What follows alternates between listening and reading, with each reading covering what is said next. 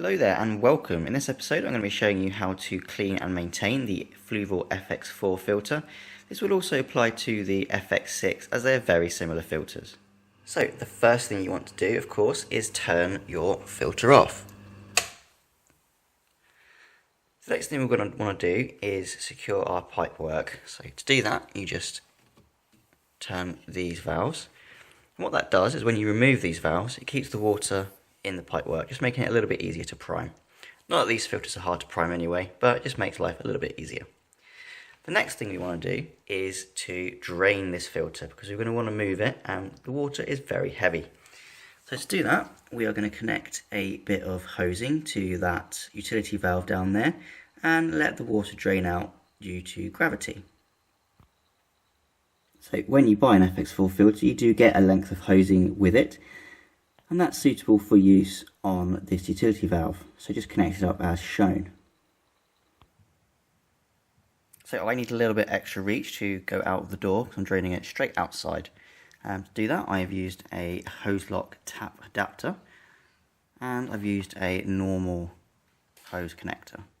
So that's my setup there, but you could of course use a bucket or any container really big enough to capture around 20 litres of water, and that should suffice.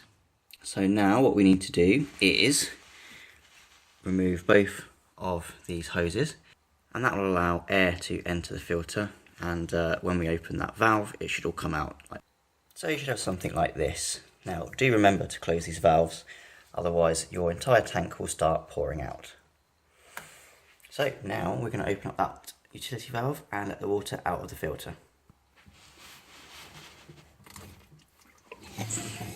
There we go, and it will now empty the filter. Now we will need some of this water to clean our filter sponges in, so it'd be a good idea right now to get a bucket or any other container and store some of this water for later use.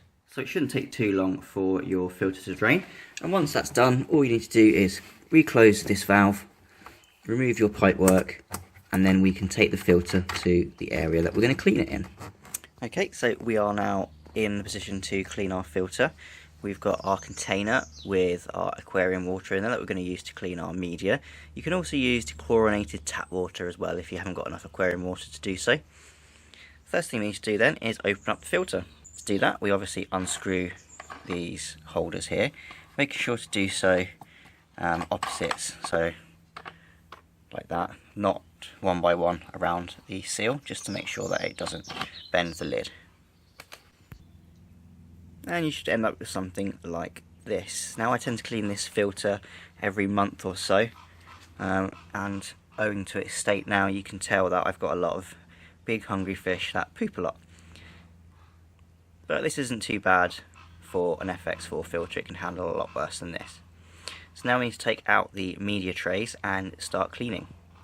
Okay, so all the sponges we are going to clean in this bucket. But we don't want to clean them too well because a lot of bacteria will be living in this sponge, and that's what is going to keep our fish healthy. So what we do is just give it, see all that crap coming off it, whew, you just give it a decent squeeze. And you will get a lot of crap coming out of these filters, which is a good thing because it means they're doing their job. So you want something like that, so it's still slightly brown, still slightly dirty, but that is clean enough now to go back in. If you need to get some more water, because you probably will, like I said before, you can just get some tap water, put some dechlorinator in it, and that will be okay to clean your aquarium sponges in. So I'm going to go ahead and do the rest of my sponges now.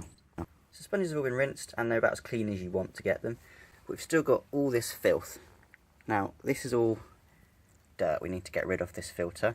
Obviously this is mainly our biomedia here, so we don't want to clean it or bleach it or anything. But what I tend to do is just give it a quick swill around, again in our water, and you can see it's removed a lot of that dirt.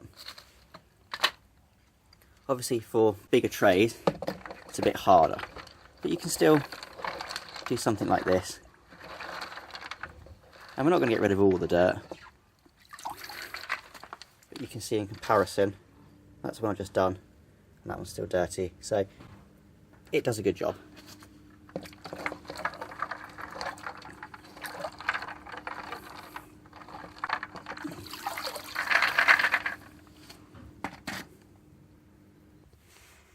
So your filter media should all be nice and clean now, and you can reassemble your filter media stack just like that. So the next thing we need to do is actually clean the filter unit itself. Because this doesn't really house any bacteria or any media, we can be a little bit harsher. And what I like to do with this is get a hose on it with tap water, really give it a thorough clean.